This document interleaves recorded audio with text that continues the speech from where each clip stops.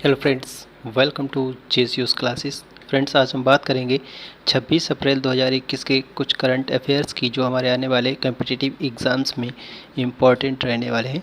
तो चलिए शुरुआत करते हैं।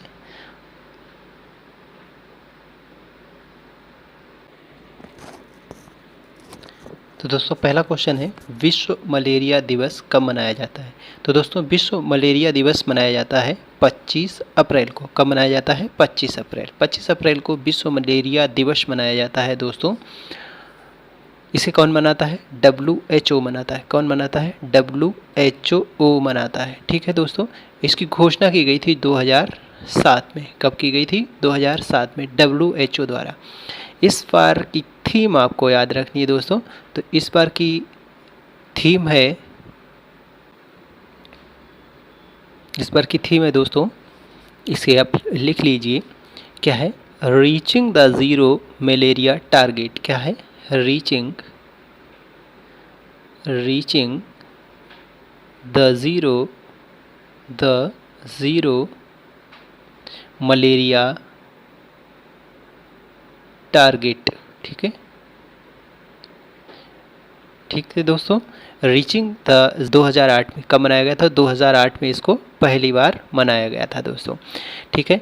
मलेरिया किस मच्छर के काटने से फैलता है? मादा एनाफ्लीज मच्छर के काटने से फैलता है। इसकी दवाई कौन सी है? क्लोरोक्विन। जी हाँ दोस्तों, इसकी दवाई है क्लोरोक्विन, जो कि कुनैन से बनाई जाती है। और कुनैन जो होती है वो किससे? सिनकोना की छाल से बनाई जाती है। तो ध्यान रखिएगा दोस्तों। इसे कौन बनाता है? WHO बनाता है दोस्तों। WHO यानी वर्ल्ड हेल्थ ऑर्गेनाइजेशन। कौन बनाता है? वर्ल्ड हेल्थ ऑर्गेनाइजेशन इसको बनाता है। इसकी स्थापना 1945 में की गई थी दोस्तों। और इसका हेड क्वार्टर की बात करें तो इसका हेड क्वार्टर है जेनेवा में। कहाँ है? जेनेवा में। याद रखना है दोस्तों। चलिए देखते हैं अगला क्वेश्चन। अंतर्राष्ट्रीय प्रतिनिधि प्रतिनिधि दिवस कब मनाया जाता है? तो दोस्तों, अंतर्राष्ट्रीय प्रतिनिधि दिवस मनाया जाता है 25 अप्रैल को। कब मनाया जाता है? 25 अप्रैल को मनाया जाता है दोस्तों। कौन मनाता है इसको? संयुक्त राष्ट्र मनाता है। कौन? UN मनाता है। ठीक है दोस्तों। पहली बार इसको कब मनाया गया था? पहले 50 देशों के क्या हुए थे? प्रतिनिधि इकट्ठा हुए थे, जो कि द्वितीय यानी सेकेंड वर्ल्ड वार के बाद लोग एकत्रित हुए थे। ठीक है, तो पहली बार एकत्रित हुए थे और इसकी घोषणा की गई थी 2019 में। 2 अप्रैल 2019 में इस दिवस को मनाने की घोषणा की गई थी 2 अप्रैल को। ठीक है दोस्तों, 2019 में। तो 2019 में इसको पहली बार मनाया गया था दोस्तों। ठीक है, तो इस बार तीसरा ये दिवस मनाया गया दोस्तों। याद रखना है दोस्तों, अभी आपको ये वीडियो में प्रोवाइड करवा रहा हूँ। अगर आपको अच्छा लगे तो शेयर कीजिए, जिससे कि आपके दोस्तों को भी हेल्प हो सके। और अगर आप किसी भी सब्जेक्ट पर या किसी भी टॉपिक पर, GK, मैथ्स, रीजनिंग से जुड़े किसी भी टॉपिक पर या किसी भी विषय पर आप वीडियो चाहते हैं या कोई इन्फॉर्मेशन चाहते हैं या कोई डाउट है, तो आप बेझिझक पूछ सकते हैं और मैं आपके डाउट को सॉल्व करने की पूरी कोशिश करूँगा। तो चलिए देखते हैं अगला क्वेश्चन। भारत के नए चीफ जस्टिस कौन बने? तो दोस्तों, अभी भारत के नए चीफ जस्टिस बनाए गए।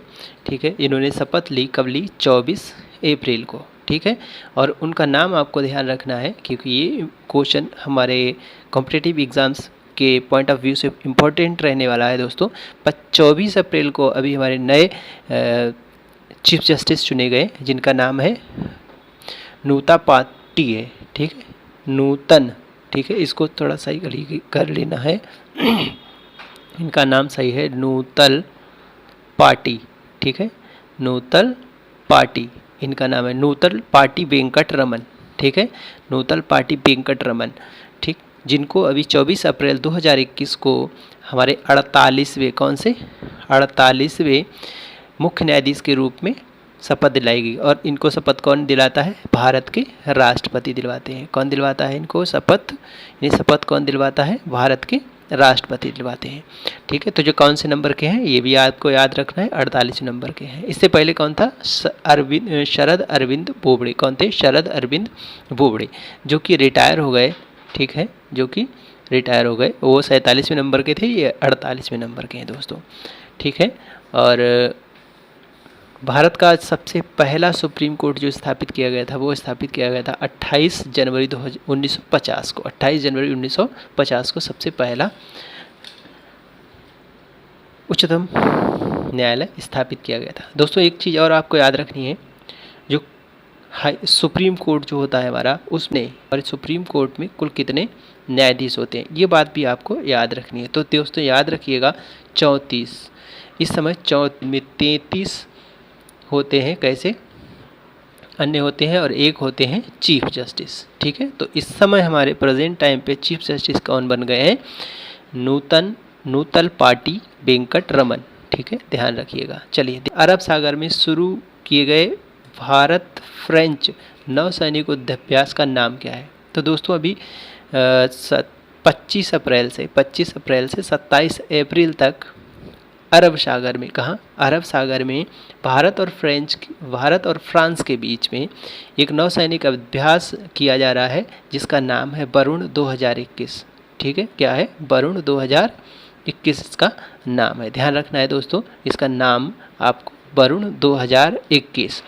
इस किन दो देशों के बीच हो रहा है? भारत और फ्रांस के बीच में। कहाँ हो रहा है? अरब सागर में। ठीक है, तो इसे ध्यान रखेंगे। चलिए देखते हैं अगला क्वेश्चन है दोस्तों, विश्व बौद्धिक संपदा दिवस कब मनाया जाता है? तो दोस्तों विश्व बौद्धिक संपदा दिवस 26 अप्रैल को मनाया जाता है। कब मनाया जाता है? 26 अप्रैल को मनाया जाता है। ठीक है, इसे मनाता कौन है? विश्व बौद्धिक संपदा संगठन। कौन मनाता है? विश्व बौद्धिक संपदा संगठन इसको मनाता है। इस दिन की शुरुआत 2020 में इस संगठन द्वारा की गई थी। तो दोस्तों इस बार की थीम आपको याद रखनी है। इस बार थीम है इंटेलेक्चुअल प्रॉपर्टी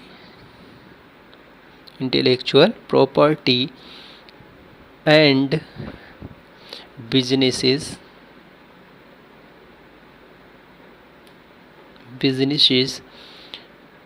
टेकिंग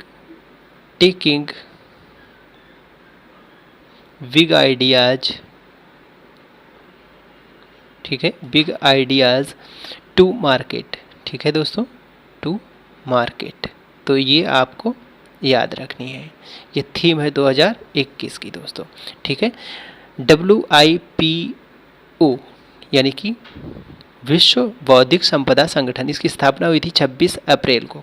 किस दिन? 26 अप्रैल को इसकी स्थापना हुई थी। तो इसी की स्मृति में इसको मनाया जाता है। इसके हेडक्वार्टर की बात करें WIPO की, तो ये जेनेवा में है दोस्तों। और इसके CEO की बात करें तो डेरिन टैंग है। कौन है? Darren Tang. चलिए देखते हैं अगला क्वेश्चन है, अंतर्राष्ट्रीय चेरनोबिल आपदा स्मृति दिवस कब मनाया जाता है? तो दोस्तों 26 अप्रैल को अंतर्राष्ट्रीय चेरनोबिल आपदा स्मृति दिवस मनाया जाता है। कब मनाया जाता है? 26 अप्रैल को मनाया जाता है चेरनोबिल आपदा स्मृति दिवस। तो ध्यान रखिएगा दोस्तों, इसी दिन क्या हुआ था? 1986 में यूक्रेन में चेरनोबिल परमाणु रिएक्टर में क्या हो गया था? विस्फोट हो गया था। और इसीलिए इस दिवस को इस दिन मनाया जाता है। संयुक्त राष्ट्र ने इस दिवस की घोषणा की थी 2016 में दोस्तों, ये आपको याद रखना है। तो चलिए देखते हैं अगला क्वेश्चन। और अगला, राष्ट्रीय पंचायती राज दिवस के अवसर पर प्रधानमंत्री नरेंद्र मोदी ने कौन सी स्कीम लॉन्च की? तो अभी हाल ही में पंचायती राज दिवस मनाया गया 24 अप्रैल को दोस्तों।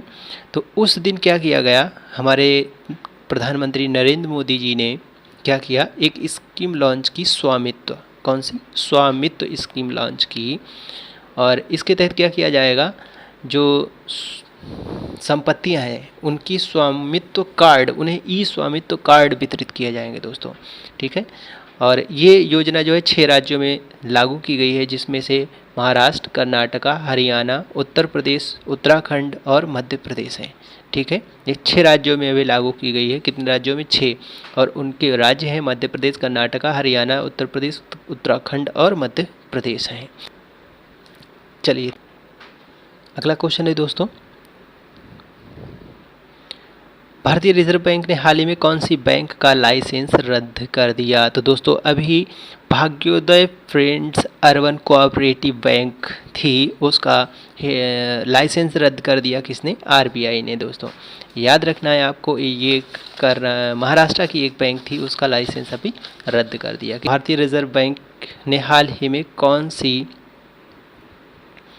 बैंक का लाइसेंस रद्द कर दिया? तो दोस्तों अभी भाग्योदय फ्रेंड्स अर्बन कोऑपरेटिव बैंक जो कि महाराष्ट्र की थी, इसका लाइसेंस आरबीआई ने क्या कर दिया? रद्द कर दिया। दोस्तों आरबीआई ने रद्द कर दिया है दोस्तों, ठीक है, किसने? आरबीआई ने अभी इसका लाइसेंस रद्द कर दिया। दोस्तों आरबीआई के गवर्नर की बात करें तो आरबीआई के गवर्नर कौन है? शक्तिकांत दास। कौन है? शक्तिकांत दास हैं। और आरबीआई के हेडक्वार्टर की बात करें तो मुंबई में है। आरबीआई की स्थापना की बात करें तो 1 अप्रैल 1935 को इसकी स्थापना हुई थी। 1934 में इसका एक्ट आया था और 1935 में इसकी स्थापना हुई थी। दोस्तों 1 जनवरी 1949 को इसका क्या हुआ था? राष्ट्रीयकरण हुआ था। तो ये इतनी चीज़ें आपको याद। अगला क्वेश्चन है दोस्तों,